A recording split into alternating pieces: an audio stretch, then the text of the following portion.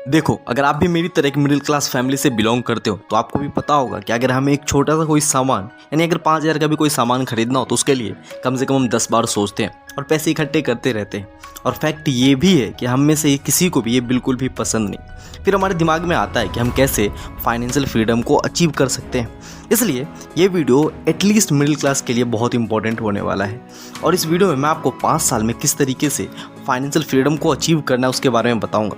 और हमेशा financially update रहने के लिए इस चैनल को अभी तो सब्सक्राइब कर ही। स्टेप 1, पहले साल में ऑटोमेट योर 10% इनकम।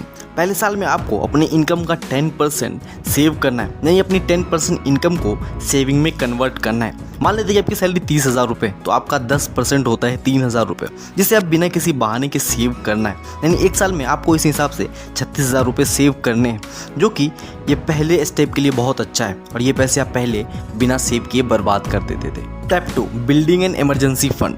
ट्रस्ट में सिर्फ यही एक ऐसा फैक्टर है जिसमें सबसे ज़्यादा लोग मेंटली और इमोशनली कमज़ोर हो जाते हैं।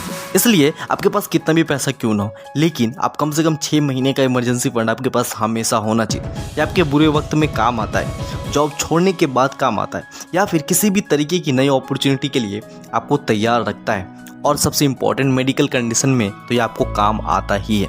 इसलिए दूसरे साल आपको सिर्फ और सिर्फ अपने इमरजेंसी फंड को ही बिल्ड करना है, जो कि लग रहा होगा कि काफ़ी आसान है, पर इतना आसान होता नहीं।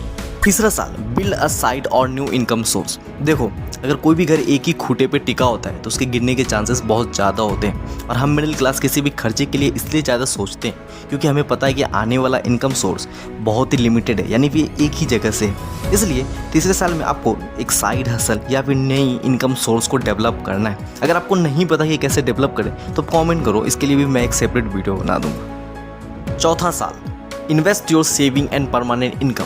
चौथे साल में आपको अपने 10% इनकम को जो आपने सेव किया था वो और अपनी मैक्सिमम सैलरी का हिस्सा, यानी कि अगर 30,000 है तो कम से कम 20,000 हर महीने उसमें से इन्वेस्ट करते जाना है। क्योंकि आपके खर्चे के लिए आपका साइड हसल तो है ही, और इमरजेंसी फंड तो आपने दूसरे साल में ही बिल्ड कर रखा है, तो आपको बैकअप देगा। और इन्वेस्टमेंट हमेशा आपको डाइवर्सिफाई करके ही करना है। उसके लिए भी मैं एक वीडियो जरूर बना दूंगा, लेकिन आप फिलहाल इन वीडियोज़ को देख के बहुत कुछ सीख सकते हो। Let's your money habits create financial freedom. 5वें साल में आपको अपने इसी रूटीन को कंटिन्यू रखना है और साथ ही साथ अपने इन्वेस्टमेंट को भी मॉनिटर करते रहना है।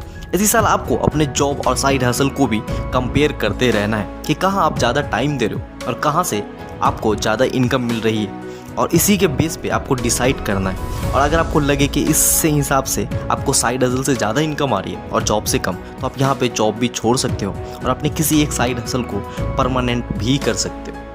नोटिस करोगे कि 1 साल के इस प्लान से आपके अंदर काफ़ी ज़्यादा फर्क पड़ेगा। ये बहुत बोरिंग सा हो सकता है पर सिस्टमेटिक है और फाइनेंशियल फ्रीडम को अचीव करने के लिए बहुत ही कारगर है।